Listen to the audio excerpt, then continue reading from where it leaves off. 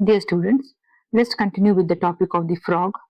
Now this topic is from NCERT 11th class, page number 82 onwards. You can find the link for the Telegram channel. Do follow the Telegram channel for the daily practice papers. Now without delay, let's start the next system, that is the circulatory system. In part 1, we have completed the basic structure of frog with digestive system and the respiratory system. The circulation in frog is closed type of circulation, that is, the blood flows in the closed blood vessels. The system consists of three main parts, that is, a muscular heart. As it is a closed system, we have the blood vessels and we have the fluid tissue called as the blood. So these are the three main parts in the circulatory system in frog. Let's start with the first structure called as the heart. Frog has a muscular heart and this is present in the upper part of the body cavity. The heart is three-chambered with two atria and a single ventricle. So in frog we have a three-chambered heart with two atria called as the right atrium and the left atrium, but the ventricle is single. The left atrium consists of the oxygenated blood. Now this blood is collected by the different organs like the lungs and the skin region. The right atrium receives the deoxygenated blood from various body parts. But when these two types of blood reach the ventricle, the blood gets mixed up. So the heart of the frog pumps the mixed blood. So this is called as the three-chambered heart with two atria and the ventricle. Besides this, there are two additional structures attached to the heart in the case of frogs. What are these additional structures? One is called as sinus venosus and the other is called as conus arteriosus. As the name indicates, sinus venosus, it collects the venous blood, that is the deoxygenated blood from the various parts of the body. Now, from the upper part of the body, we will get the major veins, the precaves and the postcaves, and they will combine to form the triangular structure. Now, this triangular structure is called as the sinus venosus. The sinus venosus is present on the dorsal side, the upper region of the heart. So we can say behind the heart, the sinus venosus is present at the back of the heart. The second structure in the case of the heart is the conus arteriosus. Now look at the name, arteriosus. So this is the major artery and this is connected to the ventricle. So from the ventricle, these artery, the major artery will come out and supply the blood to the body parts. From the ventricle, we will get a single conus arteriosus from where the blood is pumped into these arteries. As soon as it comes off the heart, it divides into two branches. And later each branch divides into much smaller branches and will supply the blood to all the body parts. So, for the three-chambered heart, there are two additional structures called as the sinus venosus, which is present on the dorsal side, that is the back of the heart, and the conus arteriosus present on the ventral side, that is the front of the heart. So these are the additional structures present along with the heart of the frog. As there are three chambers, the type of circulation is called as incomplete double circulation. So frogs have incomplete double circulation. Let's move on to the blood vessels. There are two types of the blood vessels. The vessels which carry the blood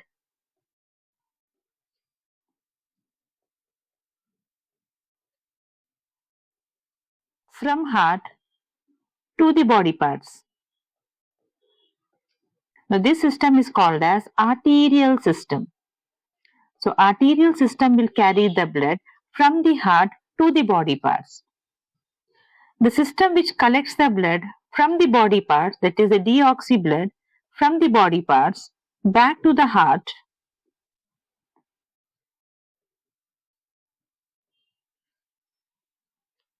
are called as veins. So this system is called as the venous system. So there are two types of systems: arterial system, which help in supplying the blood to the body parts, and venous system, which will collect the blood from the body parts. So along with the heart, we have the major blood vessels like the arteries and the veins. Now, besides this, there are special type of venous systems in the frog, and these are called as the portal systems. Now, what is a portal system? A portal system will start with one organ, and instead of ending up in the heart, it will end up in some other organ. If the organ is liver, it is called as hepatic portal system. So hepatic portal system is present between the intestine and the liver. This will help to carry the blood and the nutrients from the intestine to the liver for further processing. Now, this is called as the hepatic portal system. And the type of portal system is called as renal portal system. The renal portal system starts with the lower body parts, that is the muscular legs, up to the kidneys.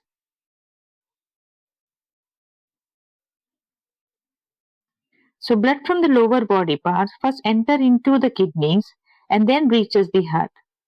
Now, this type of system present between the lower body part and kidneys is called as the renal portal system. So venous system has two other special branches: the hepatic portal system between the intestine and the liver, and the renal portal system between the lower body parts and the kidneys. The third part in the circulatory system is the blood. Now, what is blood? Blood is made up of two components, that is the plasma and the blood cells. The three most common type of cells in the blood are RBC, erythrocytes, WBC, leukocytes, and the platelets, that is the thrombocytes. The special character in the frogs is the RBC are nucleated. So as you know, in humans, the RBC are not nucleated, but in the frog, the RBC are nucleated. The remaining structures remain common. They have hemoglobin and help in carrying the oxygen. The WBC cell has the same function, that is the protection or the defense mechanism, and the platelets will help in the clotting of the blood. In the vascular system, along with the blood circulation, there's another system called as lymphoid system. So wherever there are blood vessels, we also have another fluid called as the lymph. Now, what is lymph?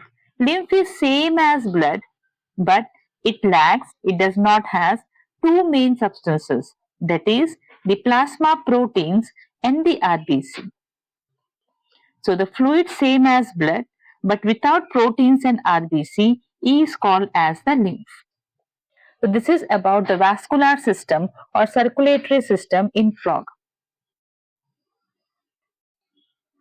Let's quickly revise it. In frog, the type of circulation is closed circulation, which consists of a muscular heart in the upper part of the body. Heart is three-chambered with two atria and one ventricle. In the atria, the blood is separated, but in the ventricle, the blood gets mixed up. So frog's heart is pumping a mixed blood. Along with the muscular heart, there are two additional structures are present. The sinus venosus, a triangular structure which collects the blood from the main vena cava. This is present on the dorsal side. On the ventral side, another structure called as conus arteriosus is present, which will supply the blood to all the body parts. As usual, the heart is covered by pericardium.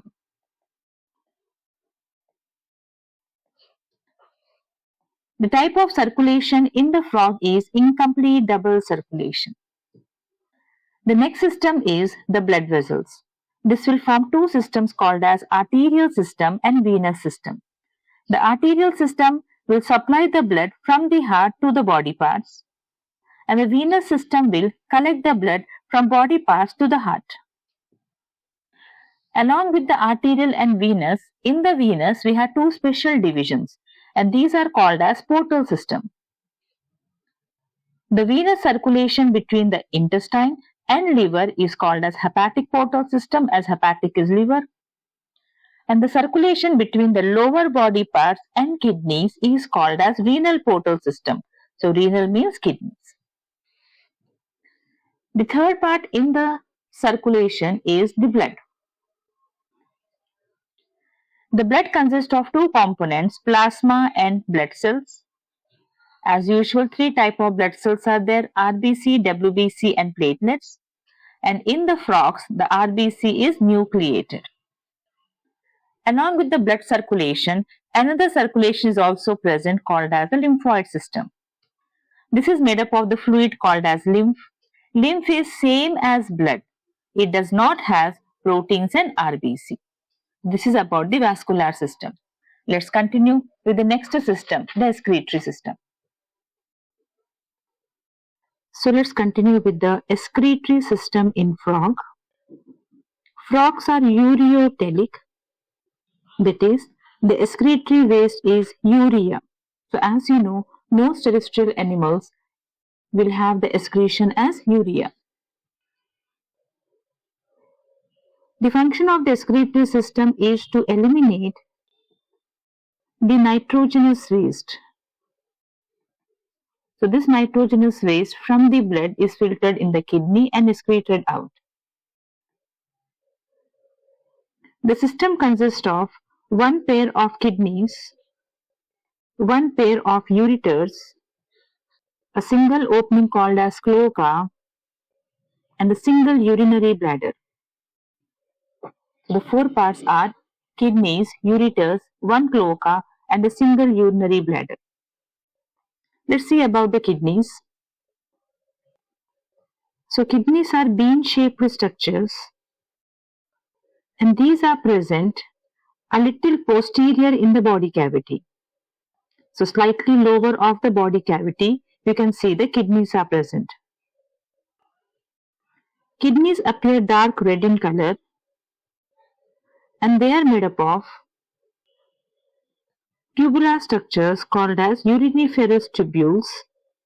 We can also call the uriniferous tubules as nephrons. And these nephrons will help in the production of the urine. So nephrons are called as the structural and functional units of the kidneys. So let's draw the kidneys. So kidneys are bean-shaped structures present on the lower body part or the light posterior part of the body cavity. These are dark reddish in color. From the lower outer margin of each kidney, you can see the tubules called as the ureters will appear. A pair of ureters are present, and these ureters open separately into the common opening called as the cloaca. In the case of male frogs, the ureter act as urinogenital ducts. As the name says, they carry both urine as well as genital, that is the sperms. Whereas in the female frogs are separate and the oviducts are also separate. So in the male and female, the function of ureters slightly differ. So coming back to our structures, we have seen a pair of kidneys, bean-shaped structures and reddish in color, a pair of ureters which open into the opening called as the cloaca. From the cloaca, on the ventral side of the rectum, you can see a bilobed structure, a sac-like structure with two lobes, and this bilobed structure is called as the urinary bladder. This will help in the temporary storage of the urine. So let's quickly revise the excretory system. The excretory system in the frog helps in elimination of the nitrogenous waste. As the main waste is urea, We call the frogs as ureotelic.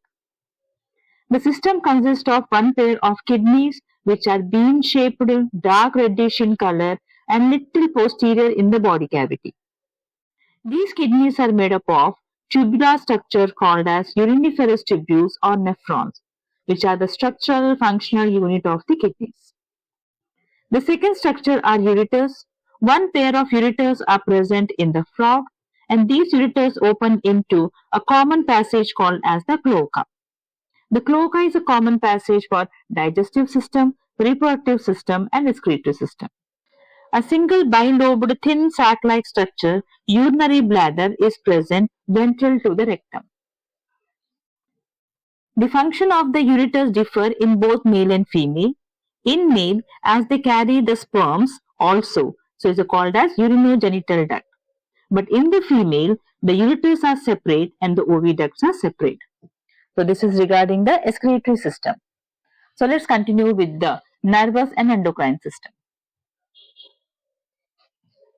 So let's see the systems which help in control and coordination in frog. The two systems which help in control and coordination are the nervous system and the endocrine system. So these two systems help in control and coordination. So endocrine system consists of ductless glands and they produce the chemicals called as the hormones. And these hormones are responsible for the chemical coordination. Same as humans, we have a list of endocrine glands in the frog like the pituitary gland, the pineal gland, the thyroid gland, the parathyroids, a small thymus, adrenal glands,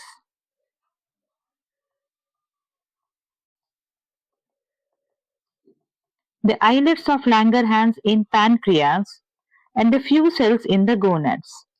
So these are the most common type of the endocrine glands in the case of frog, which help in the chemical coordination process. Now let's quickly see about the nervous system. The nervous system has neurons which help in the neuronal control, and we can divide them into three basic parts: the central nervous system or CNS, the peripheral nervous system or PNS, and the autonomous nervous system called as the ANS. The central nervous system consists of brain and spinal cord. The peripheral nervous system consists of the nerves from the brain and spinal cord, that is, the cranial nerves which start from the brain and the spinal nerves connected to the spinal cord. In the case of frog, there are 10 pairs of cranial nerves.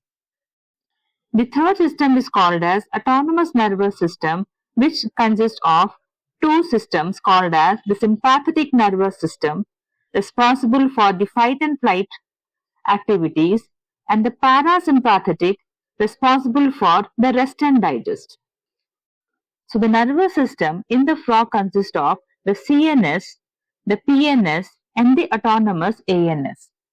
Let's quickly see the details of the central nervous system.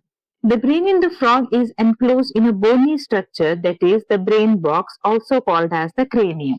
Now this will help the protection of the brain. The brain consists of three basic structures called as the forebrain, the midbrain, and the hindbrain. Forebrain consists of one pair of olfactory lobes, paired structures called as cerebral hemispheres,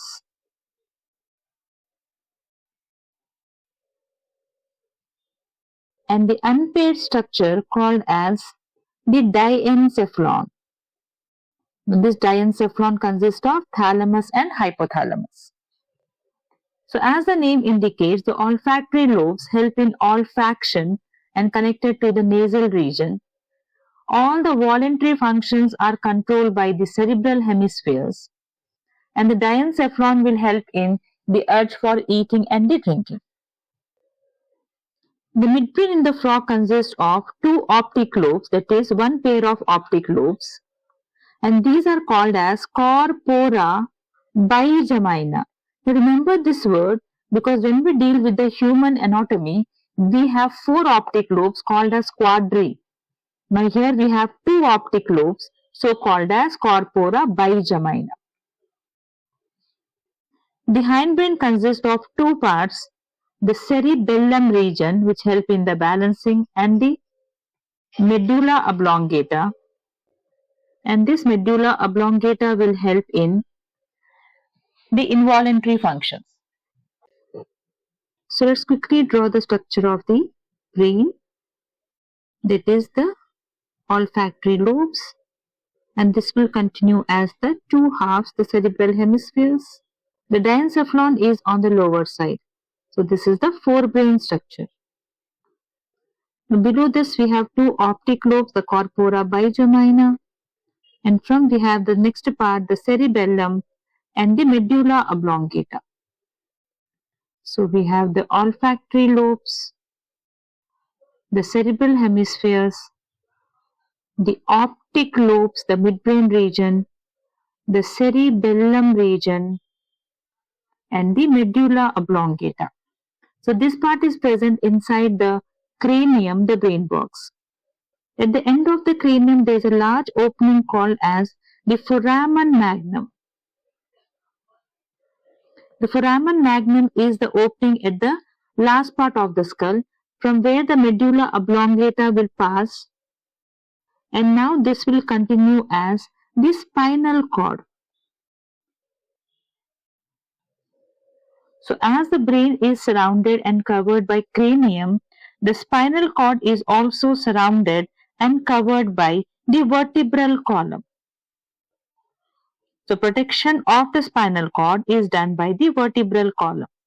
So this is the structure of the endocrine and the nervous system. Let's quickly revise. The main control and coordination in the frog is done by the endocrine system, which help in chemical coordination, and the nervous system. The endocrine system consists of the ductless glands, that is the endocrine glands, which produces the hormone. And we have a long list of the ductless glands or the endocrine glands. Coming to the nervous system, it has three parts, the CNS, the PNS, and the ANS. The central nervous system consists of brain and spinal cord, where the brain is enclosed in the brain box called as cranium, and there are three basic parts in the brain, the forebrain, midbrain, and hindbrain. The forebrain has a pair of optic lobes, one pair of cerebral hemispheres, and a single diencephalon. The midbrain consists of paired optic lobes called as corpora bigemina. The hindbrain consists of cerebellum and medulla. This medulla passes through the opening called as foramen magnum, and then it continues as the spinal cord. As the brain is enclosed in cranium, the spinal cord is enclosed and protected by the bony vertebral column. The second part is the peripheral nervous system, which consists of nerves. The cranial nerves, 10 pairs are present. Nerves of spinal cord are called as spinal nerves. Autonomous nervous system consists of two parts, the sympathetic nervous system and the parasympathetic nervous system. So this is about the control and coordination part of the frog. Let's continue with the sensory structures.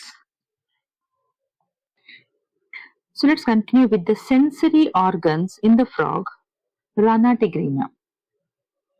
Okay, so what are the five common senses we generally have? It is the sense of touch, the sense of smell, the sense of taste, vision,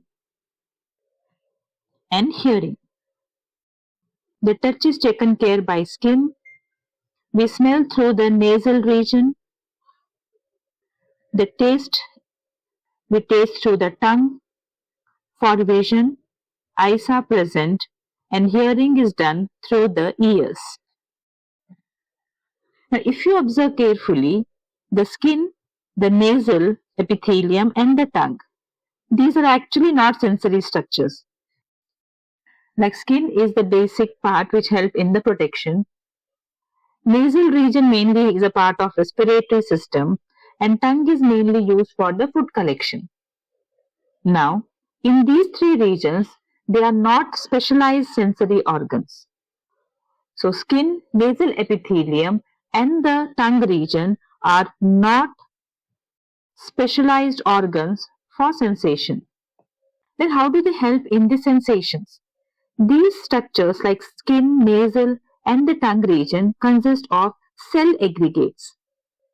So, they have cell aggregation, that is a group of cells which consist of the nerve endings. And these nerve endings will carry these sensations to the brain for the touch, smell, and the taste. So, on the skin or the nasal region, we have a group of cells, it is the cell aggregations, and we can call them as the sensory papillae.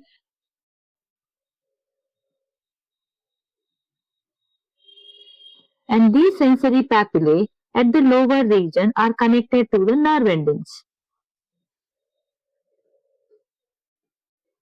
And these nerve endings will carry the information. So this is called as a cell aggregation. So remember, for the structure, for touch, smell, and taste, there are no specialized organs, and this is done through the cell aggregations with the nerve endings present on the skin, the nasal region, and the tongue. However, for vision and hearing, specialized organs are present like the ears and the eyes. These are the well-organized type of the sense organs in the frog. Coming to eyes, we have seen frog has a pair of bulged eyes, and these eyes are called as simple eyes. Now, why we call as simple eyes? Because it is a single unit. So when you look at the arthropods have compound eyes, but amphibians, they have the single eye, that is, they have a single unit. The second structure is the ear. In the frog, the external ear, that is, as we had external ear pinna, is absent. So frog's ear consists of two parts, that is the tympanum or the eardrum, which receives the sounds, and the inner structure is called as the inner ear. The functions of the ear is hearing as well as balancing.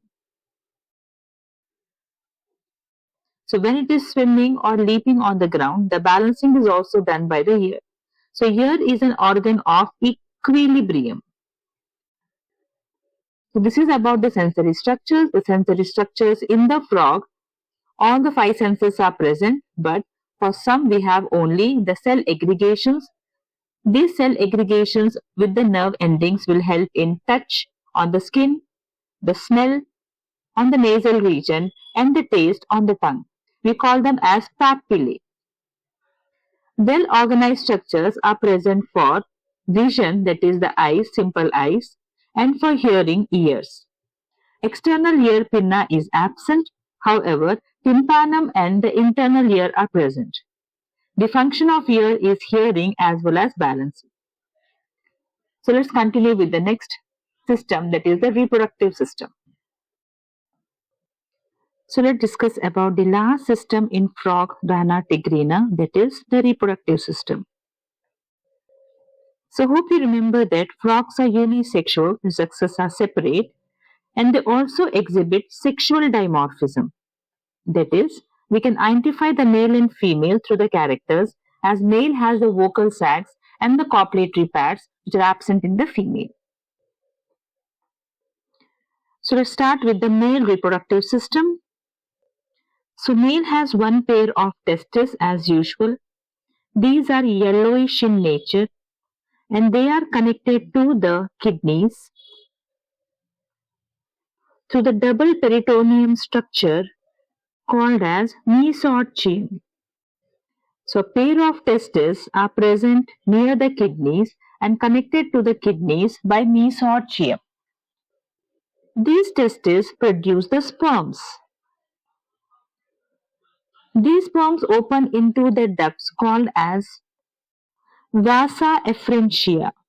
Each testis has 10 to 12 vasa efferentia. Now these vasa efferentia again enter into the kidneys, and from there they will move into another duct called as the Bidder's canal. This Bidder's canal is connected to the ureters, now called as urinogenital ducts,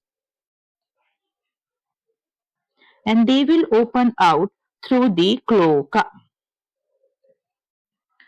So this is the male reproductive system. So male reproductive system consists of a pair of testes.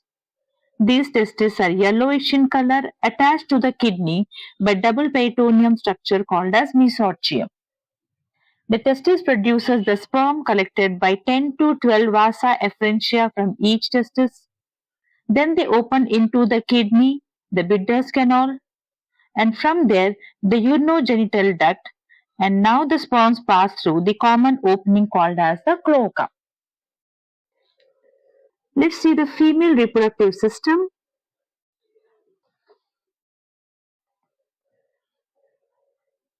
The female has one pair of ovaries which produce the ova.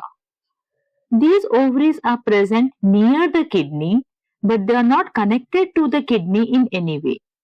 There is no functional connection with the kidney.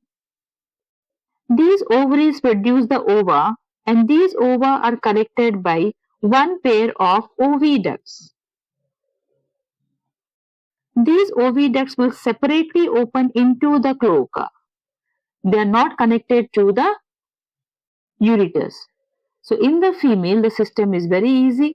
You have one pair of ovaries near the kidneys but not connected to kidneys. They produce the ova collected by one pair of oviducts which open separately into the cloaca. Now let's quickly understand with the help of the diagrams. So near the kidneys, we have yellowish structures. These are oval in shape. In the book you can see ovoid structures, and they are covered by the fat bodies. So these are the testes. Each testis is connected with 10 to 12 vasa efferentia on both the sides. This vasa efferentia opens into the duct called as the Bidder's canal. This Bidder's canal is now connected to the ureters, now properly called as urinogenital duct.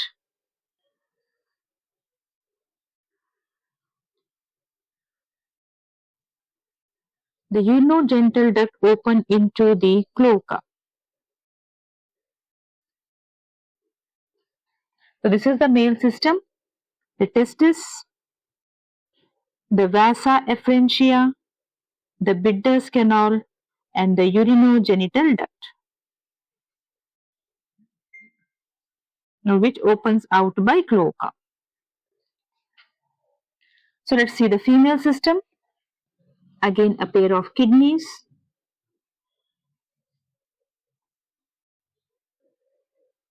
and the ovaries, but the ovaries are not functionally connected to the kidneys. These are present near the kidneys but not functionally connected. And they produce the ova. These ova are collected by the oviducts.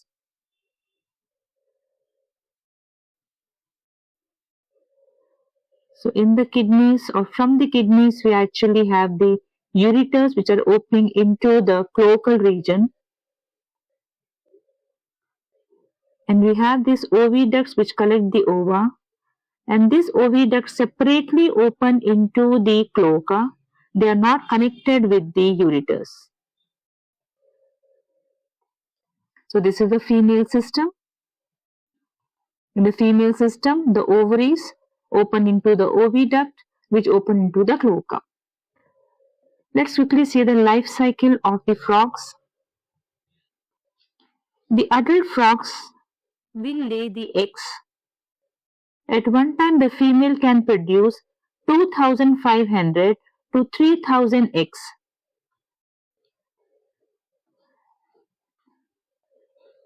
So this is called as spawning. So the adult frogs start laying the eggs. The eggs are called as spawn, and on that the male will release the sperms. Now these eggs undergo the process called as fertilization. As the fertilization occurs in water, it is called as external fertilization. These fertilized eggs develop into the tadpole larva. These tadpole larvae undergo metamorphosis and become the adult. As we have the larva in the life history, the tadpole larva, it is called as indirect development. So coming to the life history, the life cycle, the adult will go for spawning and milting. The fertilization occurs in water called as external fertilization. A tadpole larva is present in the life history. This tadpole larva undergoes metamorphosis to become the adult again. So let's continue with the benefits of the frogs. Now let's quickly see the benefits of frogs. Frogs also are beneficial as they eat insects and thus they protect the crops. Frogs are one of the important links in the food chains. As frogs are a part of both terrestrial and aquatic food chain, they help in maintaining the ecological balance. So frogs help in protecting the crops by eating the insects and controlling their population, and they help in ecological balance as they form an important link in different types of the food chains. So as you know, only the hind limbs part of the frog is highly muscular in nature, and these muscular hind limbs are used as food in some parts of the world. So these are the basic benefits of the frog. So also join the Telegram channel for the daily practice papers. With this we finish the structural organization.